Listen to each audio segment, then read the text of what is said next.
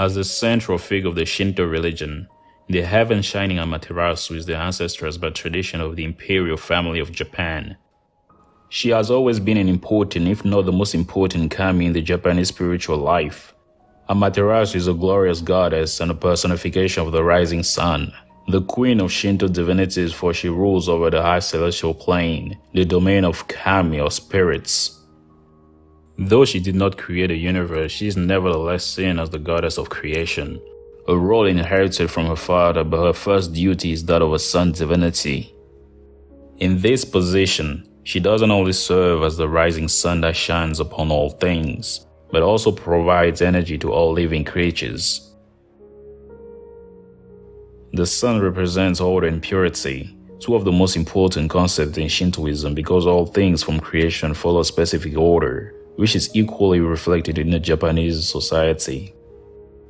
Through the illumination she provides, Amaterasu symbolizes not just order, but the justice that maintains it as well. The sun goddess is often depicted as a beautiful woman with long hair holding a mirror. Roosters are associated with her, and the raven Yata Garasu is believed to be the messenger of the goddess. The name Amaterasu comes from the verb Amateru, which can be translated as to shine from heaven. And this is the shorthand for Amaterasu ōmikami, meaning the great and glorious kami shining from heaven. Prior to the Meiji Restoration, when Shinto was not yet formalized, Amaterasu was significant across Japan. It was only after Shintoism was formally recognized as a state religion that the role of the sun goddess was solidified, and the imperial family sat once more as the head of the now democratized Japan. Although the state of Shintoism was abolished after World War II, Amaterasu and the imperial family remain an important part of the Japanese spiritual life. Based on archaeological evidences, some people suppose that the prehistoric cult of the sun that was present in the region may have been dedicated to the divinity.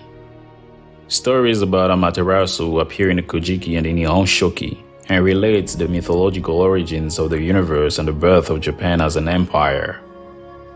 Amaterasu is one of the three deities born from Izanagi's purification following his attempt to free Izanami from the land of the dead. She emerged from his left eye, full-grown and glowing with sunlight. From the other eye came forth the shining Tsukuyomi, who reflected the light of his sister. And the water that came out from his nose took the shape of Susanoo, the storm god and ruler of the seas. The most popular myth concerning Amaterasu is the one telling how she shut herself in a cave after an argument with Susanoo.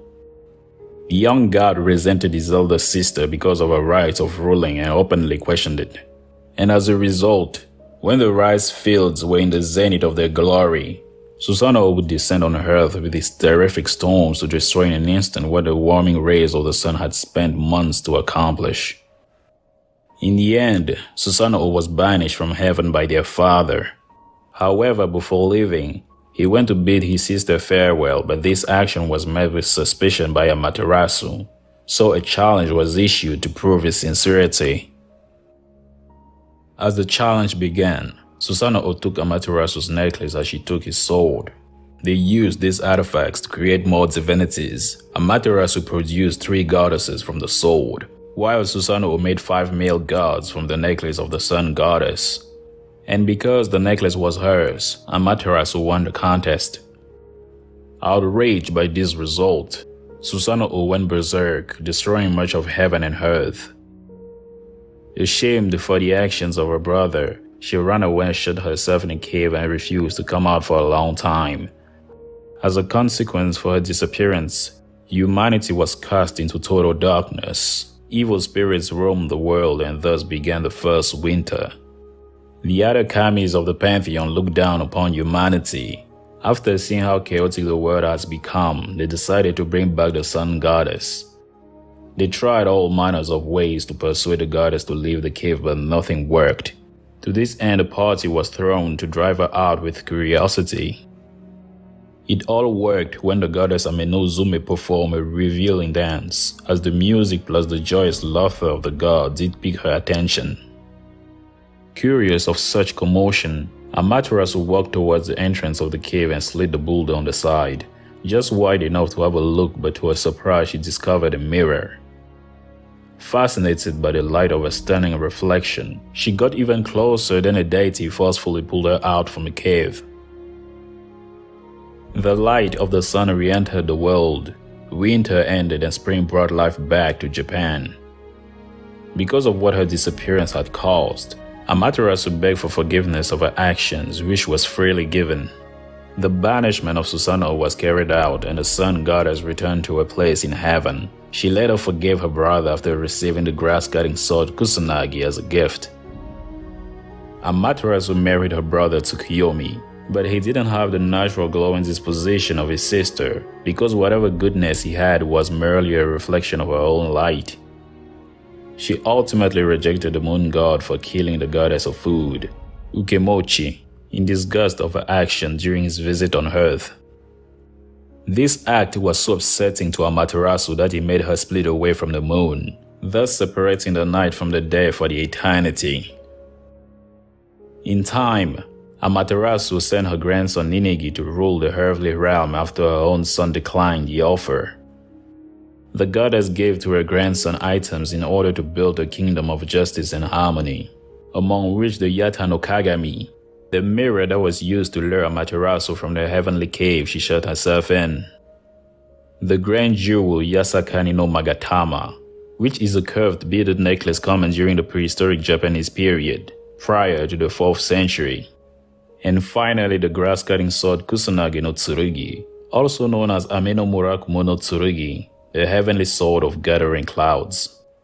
Altogether, these relics were known as the 3 emblems of Ninigi's power, and became the imperial regalia of Japan. Many years later, Ninigi's great-grandson, the Emperor Jimmu, who founded the state in 660 BCE, became the first emperor of Japan and ruled with the sacred treasures as a sign of its divine lineage. The belief of possessing these relics that came from Amaterasu herself allowed the Japanese imperial family to claim divine ancestry, and so gives them the divine authority to rule the country. They have long served as the power of any political entity and have always used this position to ensure Amaterasu's place as the Queen of Heaven and her control are shown in their rule. Therefore, the earthly court system and justice they represent are reflections of Amaterasu's divine justice, though she herself is not the goddess of justice but merely its final arbiter. She maintains harmony and balance in both the natural world and the human society. The Ise Grand Shrine, commonly known as Jingu, is not only the most significant shrine history-wise in Japan, but also the official shrine of the imperial family dedicated to the goddess Amaterasu. This temple houses the imperial regalia and was an important location of pilgrimage during the Edo period.